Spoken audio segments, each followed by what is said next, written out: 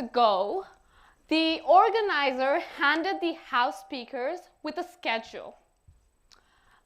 A schedule is a pretty word for upcoming deadlines. The American writer Rita Mae Brown quoted, "Deadlines are a negative inspiration. Still better than no inspiration at all." I finished my first draft on the 21st of February. I hated how personal it was. Those stories stopped feeling like mine to recite. Stayed up 2 nights, disturbed a healthy sleep schedule that took a millennium to build, and came up with 2 more drafts. My escape from the draft being too personal was to edit out the details. But that didn't seem enough to keep you all with me for the next 10 minutes. My second escape, or my third draft, was to fabricate stories. Now, how could I use this opportunity to lie to you?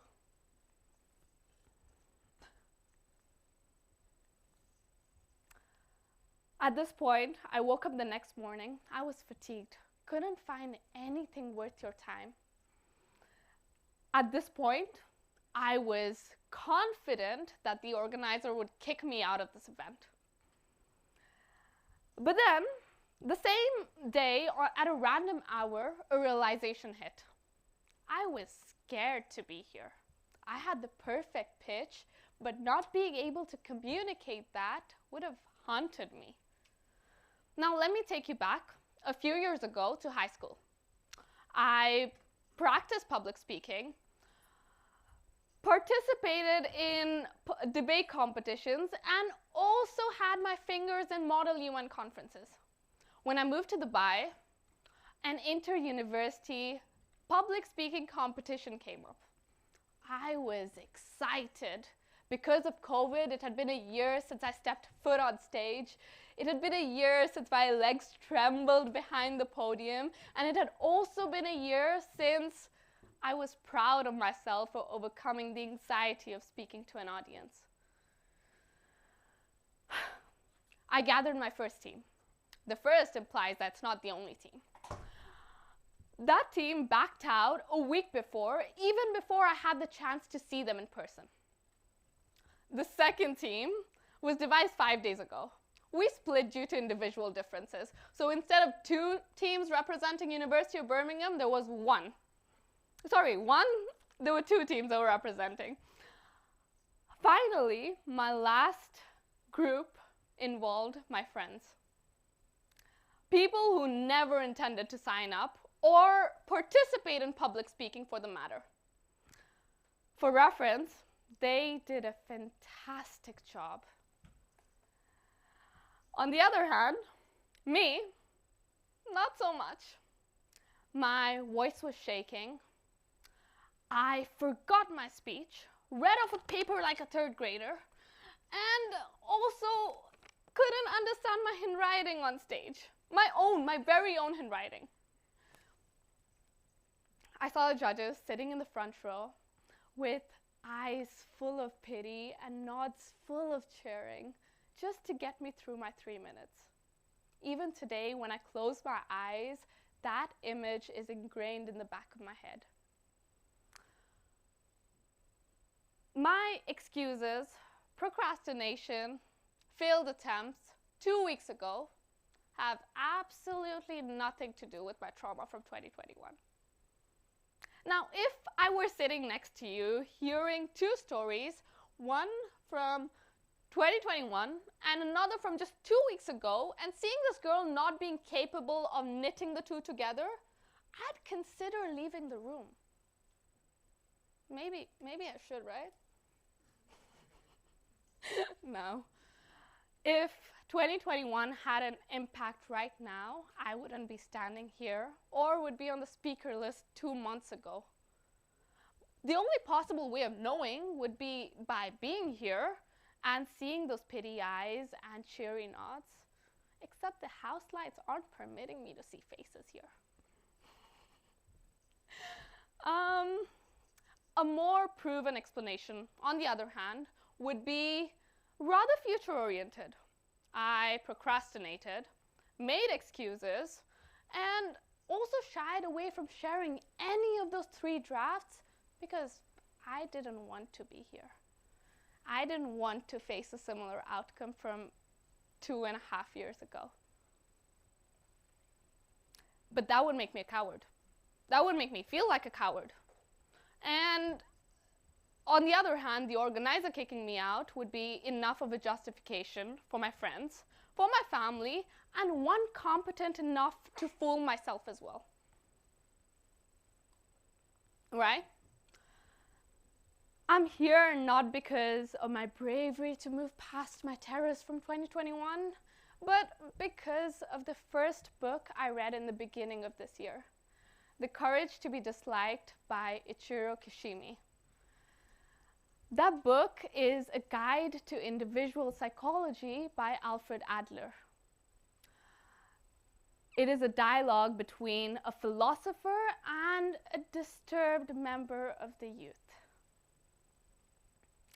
The philosopher preaches that the world is simple and happiness is instant, while the youth is determined to somehow destroy that argument in all complete sense.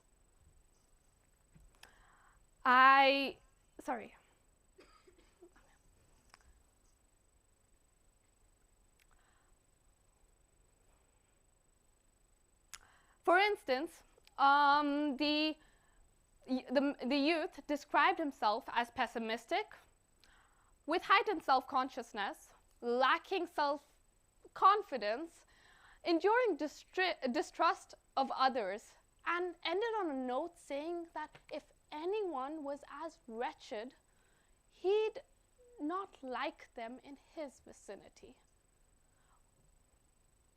implying that he distanced himself from people he didn't even give a chance to. The philosopher concluded from this argument that his goal was to not get hurt in interpersonal relationships. And that goal was achieved by, first, identifying everywhere you lack, all of your shortcomings, starting to dislike oneself, and becoming someone who doesn't involve himself in interpersonal relationships. Technically embodying someone who doesn't involve himself in interpersonal relationships. That way, if he can shut himself in his own shell, he won't have to deal with people, interact with people, and if people snub him on the way, he'll have a justification ready that it's because of his shortcomings he got snubbed. And if that weren't the case, sure, he might be loved too. Now, what does one do about feelings of inferiority that are boundless to change? You can't change the family you came from. You can't change the roots you belong to. Story time, part 2. In May 2023, me and my best friend got into a huge fight. The dynamic of the relationship was me sharing the smallest excitements and disappointments of my life, and her being a woman of few words. She would patiently listen, and in return, I would receive colossal life changes in quite the offhand, nonchalant tone. However, life got a little too busy for her, and my morning distasteful coffee and someone new in my circle wasn't as worrisome for her. For reference, she lives in a whole another country with an 8-hour time difference. I reacted to the change quite dramatically, to the extent where I asked her to leave if I'm being too much. Did I act like Monica in her high maintenance scene and expected her to react like Chandler? Of course I did. However, things didn't go as planned, and we ended up not talking to one another for another 5 months. Snaring another concept from Ishiro Kishimi's book, we live in a subjective world that we add our own value to. You and I present in the same room share two different realities.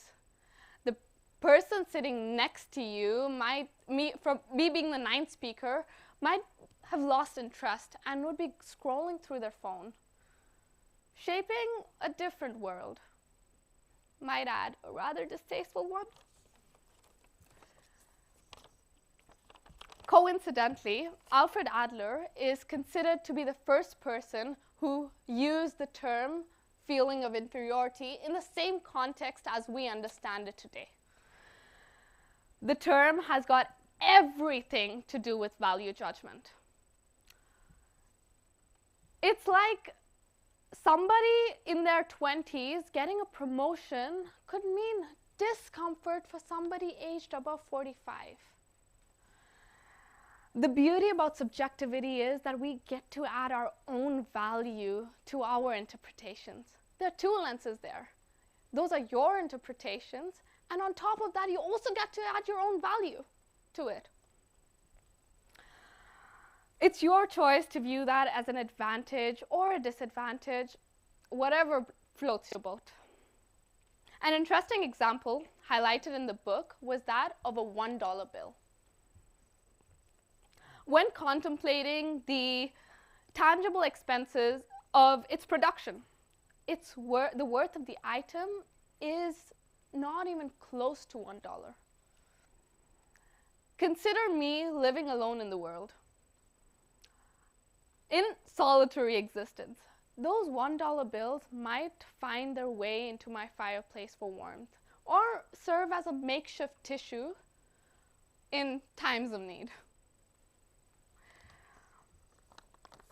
I may have found the leading story of my talk 2 weeks ago, but its attribution to the book was devised months ago.